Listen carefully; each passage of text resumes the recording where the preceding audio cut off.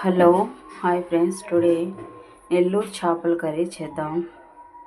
దానికి కావాల్సినవి ఐటమ్స్: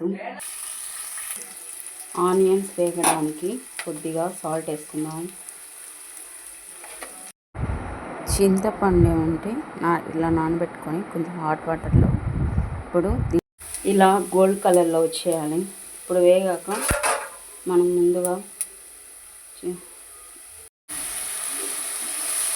ఇలా బాగా వేగాక మనం ఉప్పు కారం వేసుకొని చింతపండు తీసుకున్నాం కదా, అది ఇందులో వేయాలి. ఇది ఒక కొంచెం టమోటా స్మాష్ అవ్వాలి.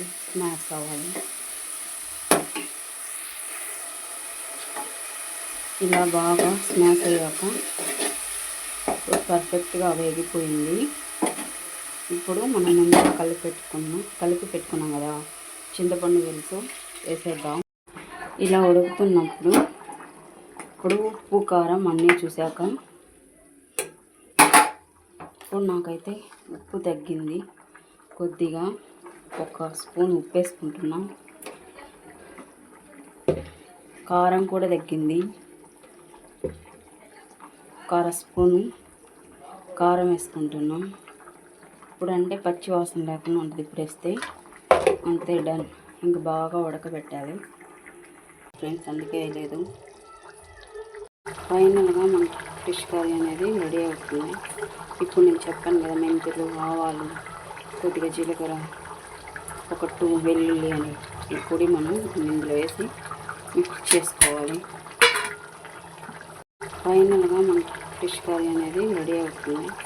ఇప్పుడు నేను చెప్పాను కదా, మెంతులు, ఆవాలు, కొద్దిగా జీలకర్ర, ఒక 2 వెల్లుల్లి అని ఈ పొడి మనం ఇందులో వేసి మిక్స్ చేసుకోవాలి.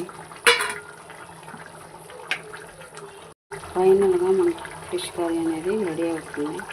ఇప్పుడు నేను చెప్పాను కదా, మెంతులు, ఆవాలు, కొద్దిగా జీలకర్ర, ఒక 2 వెల్లుల్లి అని ఈ పొడి మనం ఇందులో వేసి మిక్స్ చేసుకోవాలి.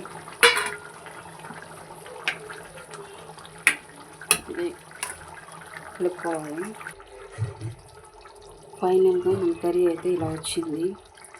ఫిష్ కర్రీ మీకు కన్నా నచ్చితే ఒక లైక్ చేయండి. మీరు ఇంట్లో ట్రై చేయండి. నెల్లూరు చేపల పులుసు కొత్తిమీర వేసుకోవాలి. ఉంది మా ఇంట్లో లేదు ఫ్రెండ్స్, అందుకే లేదు.